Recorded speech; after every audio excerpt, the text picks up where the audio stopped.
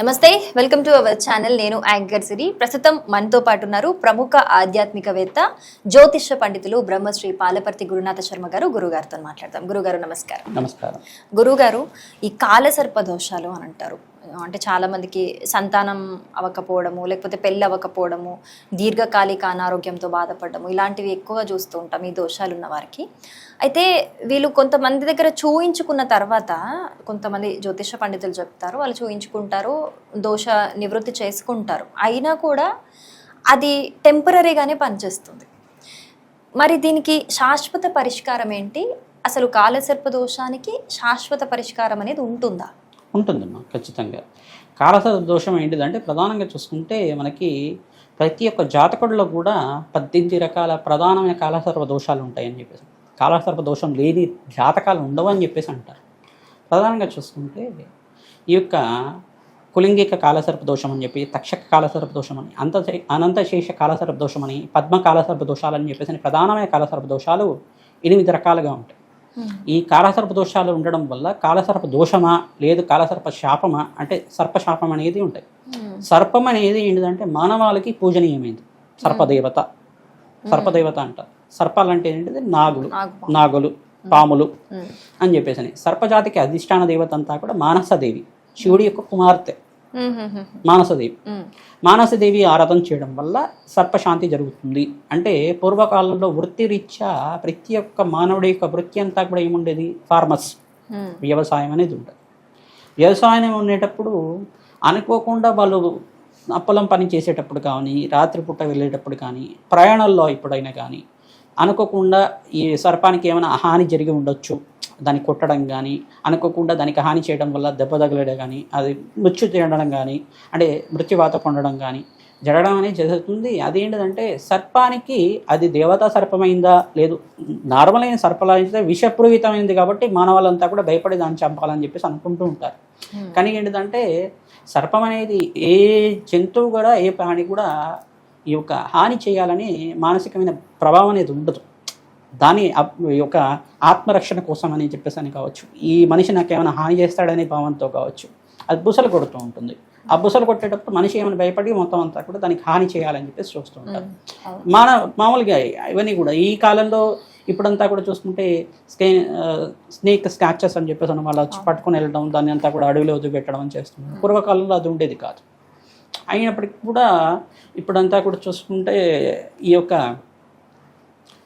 పాము యొక్క దోషం ఏ రకంగా ఉంటుందో వంశానికి దోషం అనేది అంటున్నాం. జన్మ కొన్ని తరాలు ఉంటుంది. తరాలు అంటే తరాలనే కాదు, ఒక 10 తరాల దాకా ఉండొచ్చు. 10 తరాల దాకా ఉండొచ్చు. 7 తరాలు, 10 తరాల పైన. ఎందుకంటే అది నేను చూసిన జాతకాలు కొంతమంది వచ్చారు మా దగ్గరికి. మా ఇంట్లోనే పుట్ట ఉండేదండి, ఇంటి దగ్గరనే పుట్ట ఉండేది, ఇంటి బయట కానీ లోపల కానీ ఉండేది పుట్ట అంతా కూడా. ఒక శ్వేత సర్పం తిరుగుతూ ఉండేది మా ఇంటి దగ్గర అంతా కూడా. పూర్వీకులంతా కూడా అనుకోకుండా ఇల్లు రెనోవేషన్ చేసుకునేటప్పుడు ఆ పూరి గుడిసెగా ఉండేది, మళ్ళీ స్లాబ్ లాంటిది వేసుకోవడం కానీ, మంచిగా ఇల్లు కట్టుకునేటప్పుడు ఆ పుట్ట అడ్డొస్తుందని ఎవరో దాన్ని అంతా కూడా కూల్చడం జరిగింది. అప్పటి నుంచి అంతా కూడా మాకు సంతానం అనేది లేకుండా ఉన్నింది అని చెప్పేసి అంటారు. వాళ్ళకి దాదాపుగా 12 ఏళ్ళ దాకా సంతానం లేదు. సంతానం లేదు. మళ్ళీ శాంతి పూజలు చేసుకోవడం, మళ్ళీ సర్ప ప్రదర్శన చేసుకోవడం. రావి చెట్టు దగ్గర దేవాలయాల్లో చూస్తుంటారు మీరంతా కూడా. వాళ్ళు రావి చెట్టు దగ్గర జోడు నాగలనంతా కూడా సర్పాల రూపంలో ఉండే విగ్రహాలంతా కూడా ప్రతిష్ఠ చేయడం, కొన్ని నక్షత్రాలకి నక్షత్ర బలి అని చెప్పేసి, నాగబలి అని చెప్పేసి ఉంటాయి, విశేషమైన హోమాలు చేస్తుంటారు. ఈ క్షేత్రాన్ని దర్శనం చేసుకున్న మాత్రం చేత అక్కడ సర్ప సంస్కార పూజ చేస్తారు. వాసుకి పుణ్యక్షేత్రం అంటారు, కుక్షి పుణ్యక్షేత్రం అంటారు. వాడుకలో దాన్నంతా కూడా కుక్కి పుణ్యక్షేత్రం, కుక్కి సుబ్రహ్మణ్య స్వామి పుణ్యక్షేత్రం అంటారు. ఈ యొక్క పుణ్యక్షేత్రంలో అంతా కూడా వాసుకి అంతా కూడా తపస్సు చేసుకుందని చెప్పేసి, పరమేశ్వరుడు అంతా కూడా వరమిచ్చాడని చెప్పేసి, ఒకానొక సందర్భంగా గరుత్మంతుడంతా కూడా ఆహారం కోసం చూసినప్పుడు ఈ వాసుకి కనపడిందని చెప్పేసి. వాసుకి అనేది ఏంటిదంటే నాగజాతికి పెద్ద రాజు అన్నమాట. క్షీరసాగర మదనం చేసేటప్పుడు కూడా మనకి చిలకడానికంతా కూడా, మందర పర్వతాన్ని చిలకడానికంతా కూడా వాసుకి నాగునంతా కూడా చిలకడానికి వాడుకున్నారు అని చెప్పేసి, దేవతలకి సహాయం చేసిందని చెప్పేసి. పరమేశ్వరుడు అంతా కూడా సాక్షాత్ పరమేశ్వరుడు మెల్లో ఉండేది కూడా వాసుకి సర్పమే. దాన్ని శంకరాభరణ నాగం అంటారు. శంకరాభరణం, శంకరుడు ఆభరణంలాగా చేసుకున్నాడు, అందుకే శంకరాభరణం. అదంతా కూడా వాసుకి అని అంటారు. కాబట్టి ఈ యొక్క ప్రతినిత్యం కూడా సర్పజాతికి చెందిన సుబ్రహ్మణ్య స్వామిని అంతా కూడా అర్చించడం మాత్రం చేత ప్రధానంగా సర్పజాతికి అంతా కూడా అధిష్టాన దేవత శరవణ భవాయ నమః అనే నామాన్ని జపాన్ని ఆచరించుకుంటాం. ఓం శరవణ భవాయ నమః అనే నామాన్ని ప్రతినిత్యం కూడా జపాన్ని ఆచరించుకోవడం, మంగళవారం నియమాలు పాటించడం, మంగళవారం రోజున క్షీరాభిషేకం అంతా కూడా సర్పాలకంతా కూడా అభిషేకం చేయడం, వాళ్ళకి జాతకరీత్యా ఎటువంటి దోషం ఉంది అంటే ప్రామాణికం అంతా కూడా చూసుకుంటే చతుర్థ స్థానంలో కాలసర్ప దోషం ఉందా, మాతృమలికమైన దోషం ఉందా, లేదు అష్టమ స్థానంలో పంచమ స్థానంలో రాహువుతో పాటు కుజుడు కానీ కలిగితో ఉంటే సంతానం అనేది లేకుండా ఉంటుందని, వాళ్ళకి స్త్రీలకి విశేషంగా ఏంటిదంటే ఈ యొక్క పీసీఓడి ప్రాబ్లమ్స్ ఉండడం, విశేషంగా పీసీఓఎస్ ప్రాబ్లమ్స్ ఉండడం, ఓవరీ ప్రాబ్లమ్స్ కానీ, హార్మోనిక్ డిసార్డర్స్ ఉండడం కానీ, తర్వాత ఎగ్ ఫార్మేషన్ లేకపోవడం కానీ ఇట్లాంటిది ఉంటాయి. ఎక్కువ అనేది వాళ్ళకి ఏంటిదంటే ఎక్కువగా చూసుకోవడం ఏంటిదంటే ఈ ఒక ప్రెగ్నెన్సీ లాసెస్ అనేది జరుగుతుంది. ఎన్నిసార్లు చేసుకున్నప్పటికి కూడా వాళ్ళకి 2-3 సార్లు ఇప్పటికి కూడా ప్రెగ్నెన్సీ లాసెస్ అనేది జరుగుతుంది. ఇవన్నీ కూడా కారణాలుగా చెప్పడం జరుగుతుంది.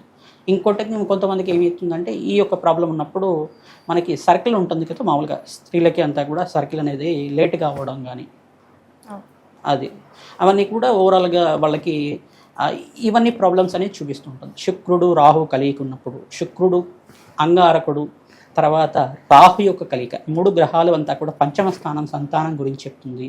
మరియు ఈ యొక్క పుత్ర సంతాన యోగానికి గురించి కూడా కొన్ని లగ్నాలు బట్టి కూడా చెప్తారు. అంటే ఇప్పుడు గురువుగారు మీ దగ్గరికి ఎవరైనా జాతకం తీసుకొని వచ్చారనుకోండి, ఆ జాతకంలోనే మీకు అంటే ఈ దోషం వల్ల సంతానం ఇన్ని సంవత్సరాలు లేట్ అవుతుంది, ఇప్పుడు అవ్వచ్చు అంటే వాళ్ళకి 28 సంవత్సరాల వయసులోనో 30 సంవత్సరాల వయసులోనో ఇలా అవుతుందని ముందే జాతకంలో మొత్తం తెలుస్తుంది అంటారా? ఈ దోషాలన్నీ కూడా తెలుస్తుంది 100% అన్నీ తెలుస్తుంది. కానీ ఏంటిదంటే ఇప్పుడు వ్యవహారికల్లో ఎడ్యుకేటెడ్గా ఉన్నప్పుడు ఈ సంతానమే కలుగుతుందని చెప్పేసి చెప్పడానికి మాకంత రెస్ట్రిక్షన్స్ ఉంటాయి అన్నమాట. అంటే సంతానం ఎవరైనా అవి అట్లాంటివి ఎంకరేజ్ చేయకూడదు కానీ మామూలుగా కొంతమందికి లేట్ అవుతూ ఉంటుంది అంటారు, సంతానం లేట్ అవుతూ ఉంటుంది, మాకు దోషం వల్లే లేట్ అవుతుంది అని చెప్పారు అని అంటారు. అది మామూలుగానే కొంతమందికి పెళ్లి కూడా అవ్వదు, సంవత్సరాలు సంబంధాలు చూస్తారు కానీ ఒక 10 ఏళ్ళు కూడా చూసినా కూడా అది సత్ఫలితాలను ఇవ్వదు, దగ్గర దాకా వచ్చి దూరం అయిపోతూ ఉంటుంది. అదే ఇప్పుడు కాలసర్ప దోషం అనేది అందరికీ వర్తించింది, కానీ కొన్ని శుభగ్రహాల వీక్షణ ఉంటే అది వీగిపోతుందని చెప్పేసి. రాహుకేతు మధ్యలోనే అన్ని గ్రహాలు ఉంటాయి. ఒక లగ్నం తీసుకోండి, ఏదైనా ఒక లగ్నం, మేష లగ్నం తీసుకోండి, రాహుకేతు మధ్యలోనే మిగతా గ్రహాలన్నీ కూడా స్తంభంలో ఉంటాయి. ఇప్పుడు గోచార చక్రం కూడా ఇప్పుడు ఈ సంవత్సరంలో మనకు జరిగేదంతా కూడా గోచార చక్రం కూడా రాహుకేతు స్తంభంలోనే ఉంది. గోచార చక్రం అనేది ఎప్పుడు వీగిపోతుంది, రాహు అనేవాడు మారినప్పుడు కానీ కేతు అనేవాడు మారినప్పుడు కానీ అది కూడా వీగిపోతుంది. మళ్ళీ 2 నెలల తర్వాత రాహుకేతు కాలసర్ప దోషంలోనే అన్ని గ్రహాలు ఉంటాయి. 2-3 నెలల దాకా వీగిపోతుంది, మళ్ళీ మారిపోతుంది అని ఇక్కడ చూసుకుంటే ఏమవుతుందంటే గోచార చక్రం మారుతుంది కానీ జన్మజాతకంలో గ్రహస్థితి మారదు, స్టాండర్డ్గా ఉంటుంది.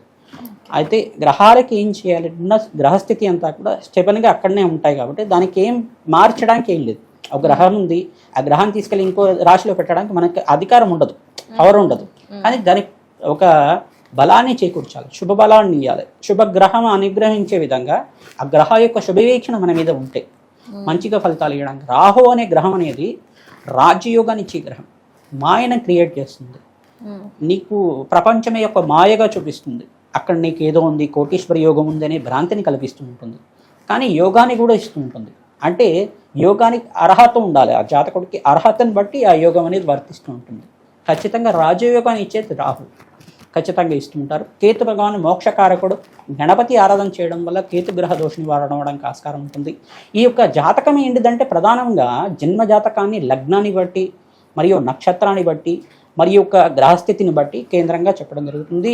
ఈ యొక్క పంచమ స్థానము, తర్వాత అష్టమ స్థానంలో రాహు ఉంటే మాంగళ్య దోషం అని చెప్పేసి అని, నవమ స్థానంలో రాహు కానీ ఈ యొక్క సూర్య భగవానుడి యొక్క వీక్షణ, శని భగవానుడి యొక్క వీక్షణ మీద ఉంటే కనుక పితృదోషం అని చెప్పేసి, కాలసర్ప దోషం అంతా కూడా ఈ యొక్క రేడియస్లో అంతా కూడా చూడడం జరుగుతుంది. ఈ యొక్క ప్రామాణికంగా ఇదంతా కూడా శాస్త్ర ప్రామాణికంగా ఈ యొక్క భావాలంతా కూడా చెప్తూ ఉంటారు.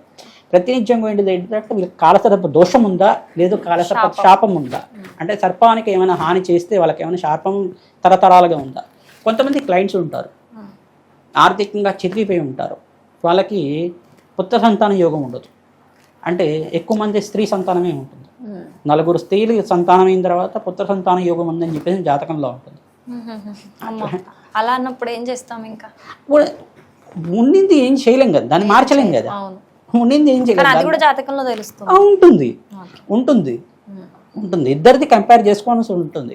భర్తది భార్యది ఇద్దరు కూడా, స్త్రీ పురుషుడి ఇద్దరు కూడా జాతకాన్ని కంపేర్ చేసుకుంటే ఉంటుంది. అదన్నీ కూడా ఓపెన్గా ఎవరు చెప్పకూడదు కూడా. కానీ ఏంటిదంటే ఖచ్చితంగా ఏంటిదంటే ఈ ఒక దోష ప్రామాణికం వల్ల మీకు ఏంటిదంటే ఆలస్య సంతానం అవుతుంది, సంతానం ఆలస్యం అవ్వచ్చు, లేదు సంతానం అనేది ఆలస్యంగా ఉండే వాళ్ళు కూడా మన దగ్గర దోష ప్రామాణికానికి, దోష నివారణకంతా కూడా నక్షత్ర బలి, నాగబలి, తర్వాత సర్ప సంస్కార పూజ అనేది కుక్షి పుణ్యక్షేత్రంలో సర్ప సంస్కార పూజ చేస్తారు. సర్పజాతికి చెందిన దేవత సర్పాలకు ఏమైనా హాని చేసి ఉంటే, సర్పాన్ని విశేషమైన సర్పాలకంతా కూడా హాని జరిగి ఉంటే దానికంతా కూడా సర్ప సంస్కారం అనేది ఆచరించడం.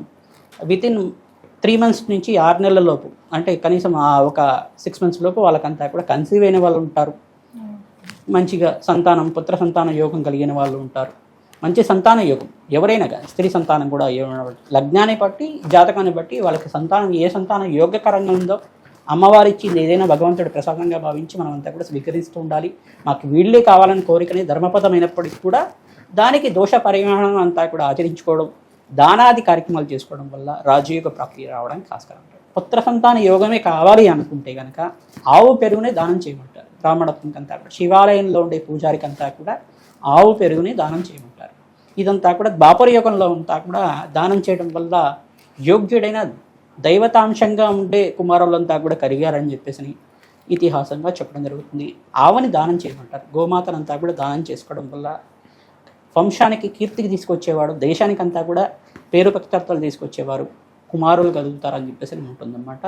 సర్పజాతికి అంతా కూడా మనం దేవతా స్వరూపాన్ని ఇచ్చాం, దాన్ని పూజనీయంగా చూసుకోవాలి, చంపకూడదు అనమాట. మరియు మానసదేవి యొక్క చరిత్రని ఆరాధించుకోవడం వల్ల మనకి ఇక్కడ చూసుకుంటే అస్తిక మహాముని ఒక చరిత్ర అనేది ఉంటుంది. అస్తిక మహాముని ఒక చరిత్ర, సర్పయాగాన్ని అంతా కూడా చేసేటప్పుడు ఈ అస్తిక మహాముని అంతా కూడా ఆపాడని చెప్పేసి, మానసదేవి యొక్క కుమారుడు అని చెప్పేసి జగత్కారువు మరియు మానసదేవి యొక్క చరిత్ర అంతా కూడా చదువుకోవడం, ప్రవచనంలాగా వింటూ ఉండడం, సుబ్రహ్మణ్య స్వామి యొక్క చరిత్రను చదువుకోవడం, స్కందోత్పత్తి అనే చరిత్ర ఉంటుంది, సుబ్రహ్మణ్య స్వామి ఆవిర్భావ చరిత్ర, ఇది ప్రతి నిమిషం కూడా చదువుకోవడం. స్కందోత్పత్తి, షణ్ముఖోత్పత్తి అంటారు దాన్నంతా కూడా. తర్వాత ఇక్కడ చూసుకుంటే శ్రీకృష్ణ పరమాత్మ యొక్క ఆరాధన. శ్రీకృష్ణ పరమాత్మ బాల్య చరిత్ర అంతా కూడా ఏ రకంగా ఉంటుంది, బాల్యంలో శ్రీకృష్ణ పరమాత్మ జననం ఏ రకంగా జరిగింది, పూర్వం చరిత్ర అంతా కూడా ఏ రకంగా ఉంది, ఆ ఇతిహాసం అంతా కూడా లీలలాగా చదువుకుంటూ ఉండడం. మరి సంతాన గోపాలస్వామి వ్రతం అనే వ్రతం ఉంటుంది. సంతాన గోపాలస్వామి స్తోత్రాలంతా కూడా మంత్ర శ్లోకాలుగా ఉంటాయి అన్నమాట. ఈ యొక్క దేవకి సూతి గోవింద వాసుదేవ జగత్పతి దేహిమే తనయాం కృష్ణ త్వామహం రుణి అనే శ్లోకం అంతా కూడా చదువుకోవడం.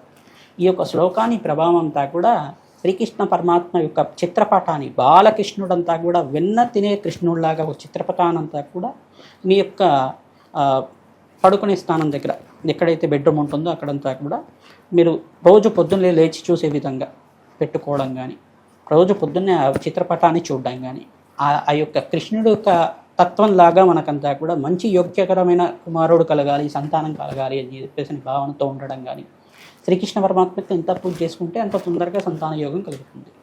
మరియు నాగజాతికి అంతా కూడా సర్పదోష నివారణ కలగడానికి నాగేంద్ర స్వామి ప్రతిష్టలంతా కూడా రావి చెట్టు దగ్గర చేస్తూ ఉంటారు. ఈ సర్ప సంస్కార పూజలన్నీ కూడా చేసినప్పటికీ కూడా ఫైనల్ స్టేజ్ ఏంటిదంటే సర్పశాంతి, నాగేంద్ర స్వామి ప్రతిష్ట. తర్వాత ఏంటిదంటే ఖచ్చితంగా మనం చెప్పుకోవాల్సింది ఏంటిదంటే ఈ యొక్క నాగబలి, నక్షత్ర బలి, ఆశ్లేష నక్షత్ర బలి చేస్తూ ఉంటారు. తర్వాత మకా నక్షత్ర బలి కానీ, తర్వాత ఈ కొన్ని నక్షత్రాలకంతా కూడా బలి అనేది చేస్తూ ఉంటారు. నక్షత్ర ఆకారాన్ని అంతా కూడా సర్ప ఆకారాన్ని అంతా కూడా వేసి 64 గళ్ళంతా కూడా వేసి దాన్ని ముగ్గులాగా చేసి దాంట్లో అంతా కూడా పిండ ప్రదానం చేయడం, అవన్నీ కూడా దానికి తర్పణాలు చేయడం అనేది కార్యక్రమం లాగా ఉంటుంది. దానికంతా కూడా ఒక క్రియలాగా వేద కార్యక్రమం లాగా ఉంటుంది. సర్పసుప్త పారాయణం చేసుకోవడం, ప్రధానంగా సుబ్రహ్మణ్య స్వామి యొక్క కవచాన్ని పారాయణం చేయించడం, శీఘ్రంగా ఈ యొక్క కుక్షి పుణ్యక్షేత్రాన్ని దర్శనం చేసుకున్న మాత్రం చేత సకల గ్రహదోష నివారణ అయ్యే వాళ్ళు ఉంటారు. కానీ అక్కడ నిద్ర చేయడానికి ప్రాముఖ్యత ఉంటుంది. మీకు అవకాశం ఉన్నప్పుడు అక్కడ అభిషేకం చేయించుకోవడం, అక్కడికి వెళ్ళిన తర్వాత సర్ప సంస్కార పూజ చేయడం, హోమాది కార్యక్రమాలు ఆచరించడం, అవకాశం ఉంటే అక్కడనే నాగేంద్ర స్వామి ప్రతిష్టను ఆచరించడం వల్ల శీఘ్ర సంతాన యోగం కలుగుతుంది. ఎటువంటి ఇబ్బందులు ఉన్నప్పటికి కూడా, దీర్ఘకాలికమైన అనారోగ్య ఇబ్బందులు ఉన్నప్పటికి కూడా మీకంతా కూడా నివారణ అవ్వడానికి ఆస్కారం ఉంటుంది. జాతకాన్ని మీకు అంతా కూడా జ్యోతిష్ సిద్ధాంతాలకంతా కూడా నిరూపించుకొని మీరంతా కూడా ప్రామాణికాన్ని చూసుకోవాలి. ఈ యొక్క జాతకం యొక్క ప్రామాణికం ఎంతమంది చూపించినా కానీ ఇదే చెప్తున్నారు కానీ మాకు రిజల్ట్ రావట్లేదని నిరుత్సాహం ఎక్కువగా ఉంటుంది. ఖచ్చితంగా ఏంటిదంటే ఈ ప్రామాణికంగా అంతా కూడా చూసుకోవడం వల్ల ఖచ్చితంగా మీకంతా కూడా సంతాన యోగం కలగడానికి ఆస్కారం ఉంటుంది, వంశాభివృద్ధి కలగడానికి ఆస్కారం ఉంటుంది. చక్కగా చెప్పారు. ధన్యవాదాలు గురుగారు. శ్రీమాత్రం.